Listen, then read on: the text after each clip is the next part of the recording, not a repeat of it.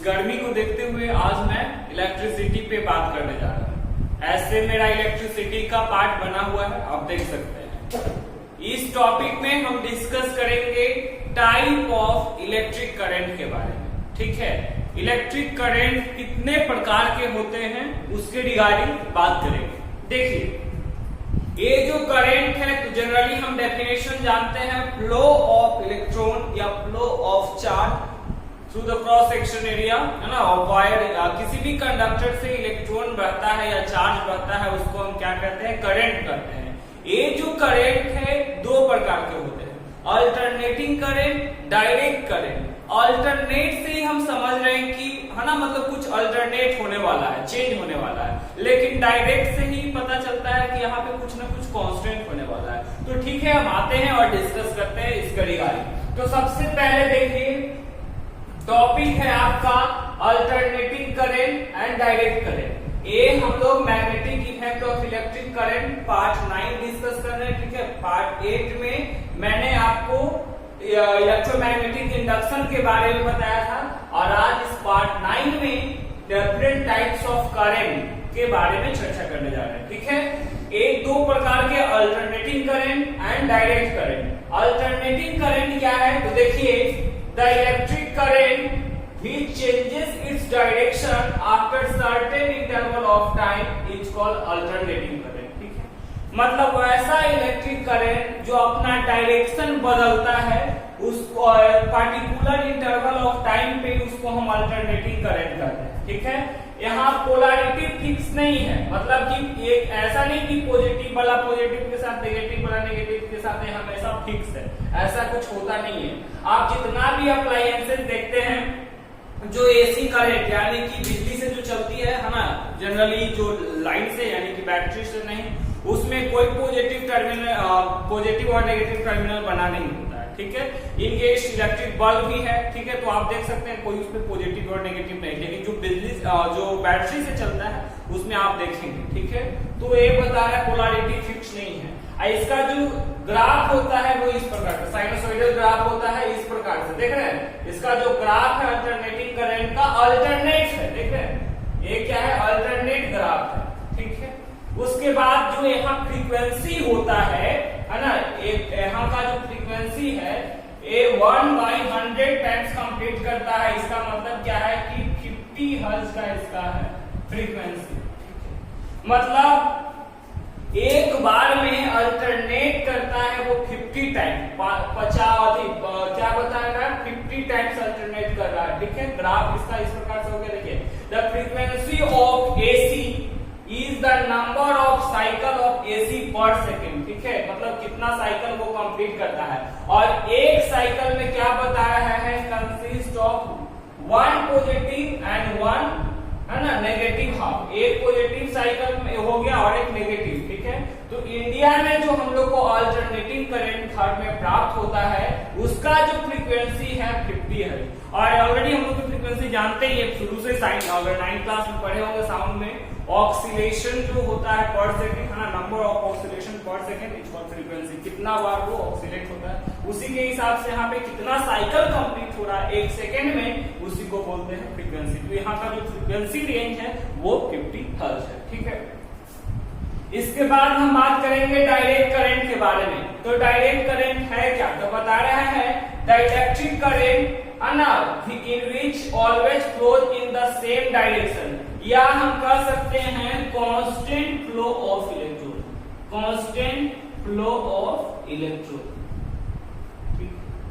constant flow of electron, है ना, constantly बहता जा रहा है, उसको हम क्या कहते हैं, डायरेक्ट करंट कहते हैं। दूसरी बात यहाँ पर क्या जान सकते हैं हम लोग कि पोलैरिटी फिक्स रहता है, एक पॉजिटिव तो एक नेगेटिव। देखिए, हियर पोलैरिटी इज फिक्स्ड। दूसरा थर्ड बता रहा है current obtain from battery is DC. फिर घर में हम इन्वर्टर लगा करके इस डीसी को एसी में कन्वर्ट करते हैं, ताकि जो मेरा अप्लायंसेज है एसी से चलने वाला वो मेंटेन हो सके, ठीक है। उसके बाद अब हम एडवांटेज देखेंगे तो आप एसी करंट को इजीली एक स्थान से दूसरे स्थान पे पहुंचा सकते हैं, ट्रांसफार्मर सेटअप करके कनेक्शन भेजा जा सकता है। लेकिन डीसी को आप लॉन्ग डिस्टेंस के लिए ट्रेवल करना उचित नहीं है। उसके बाद एसी को जनरेट करना चीप पड़ता है कंपेयर टू डीसी, तो ये था advantage of AC over DC, ठीक है।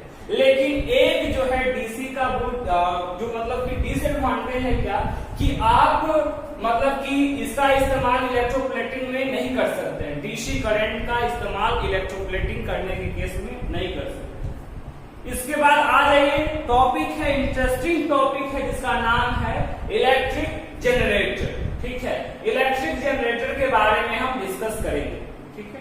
तो देखिए इलेक्ट्रिक जनरेटर है क्या और ये किस प्रकार से काम करता है। तो सबसे पहली बात मैं आपको बताना चाहूंगा कि इलेक्ट्रिक जनरेटर जो है एक डिवाइस है ना, मशीन है जो क्या करता है, इलेक्ट्रिसिटी उत्पन्न करता है। कौन सा प्रिंसिपल पे काम करके, तो इलेक्ट्रोमैग्नेटिक इंडक्शन प्रिंसिपल पे काम करके ये क्या करता है, इलेक्ट्रिक एनर्जी उत्पन्न करता है, मैकेनिकल एनर्जी को इलेक्ट्रिकल में कन्वर्ट कर देता है। ये है आपका इलेक्ट्रिक जनरेटर। किसी भी फंक्शन में या किसी भी जगह पे अगर हमको इलेक्ट्रिसिटी को सप्लाई को इंटरप्टेबल ना होने चाहते हैं, मतलब नहीं चाहते कि बिजली बीच में कटे या कट भी जाता है, तो उस केस में सप्लाई को जो मेंटेन करता है वो है इलेक्ट्रिक जनरेटर, ठीक है। तो इलेक्ट्रिक जनरेटर ये डायनेमो है क्या, तो देखिए an electric generator is a machine which generate electricity by using the process of electromagnetic induction। Electromagnetic induction में ऑलरेडी आपको बता चुका हूं पिछले लेक्चर में कि मैग्नेट के द्वारा इलेक्ट्रिसिटी प्रोड्यूस करना इलेक्ट्रोमैग्नेटिक इंडक्शन कराता।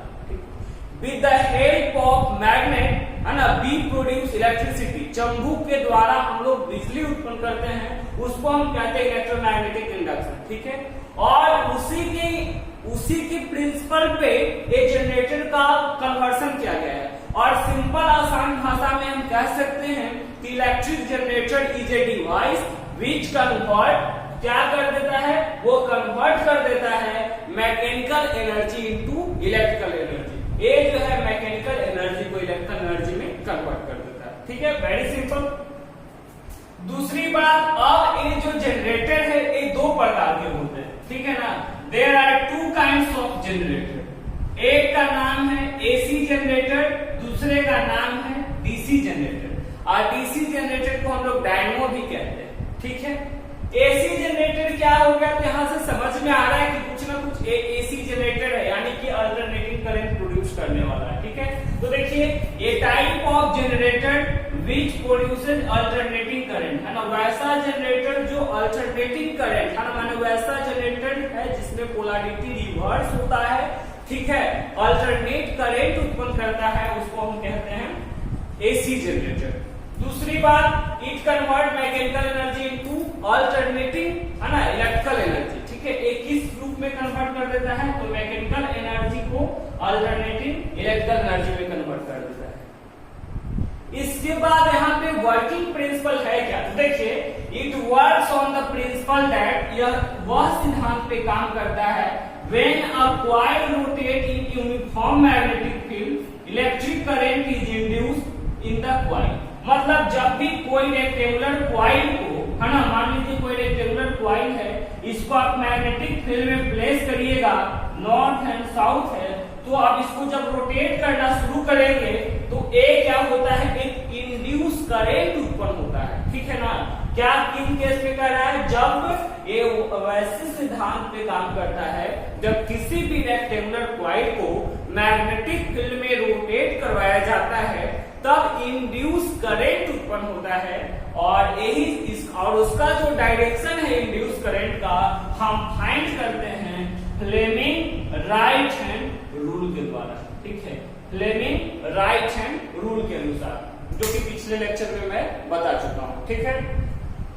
तो इस केस में बता रहा है वर्किंग प्रिंसिपल क्या हुआ, it work on the principal that when a coil rotate in uniform magnetic field, the current is induced, है ना, करंट उत्पन्न होता है इन द कॉइल, जिसका जो डायरेक्शन है वो फ्लेमिंग राइट हैंड रूल से हम लोग फाइंड करते हैं। ठीक है, इसके बाद आ जाइए कंस्ट्रक्शन के बारे में कि किस प्रकार से यहाँ पे कंस्ट्रक्शन होता है।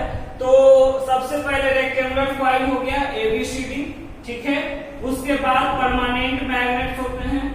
AC के केस में क्या होता है, 2 स्लिप रिंग होता है, फिर कार्बन ब्रश होता है, फिर बाहर में गैल्वेनोमीटर या एक्सटर्नल सर्किट रहता है। ठीक है ना, एक्सटर्नल सर्किट हो गया जिससे आप क्या करते हैं, जो जनरेटर के द्वारा करंट उत्पन्न होगा उसको हम ट्रांसफर कर सकते हैं या इलेक्ट्रिकल अप्लायंसेस में जोड़ सकते हैं। ठीक है, तो ये आपका था कंस्ट्रक्शन अबाउट AC जनरेटर।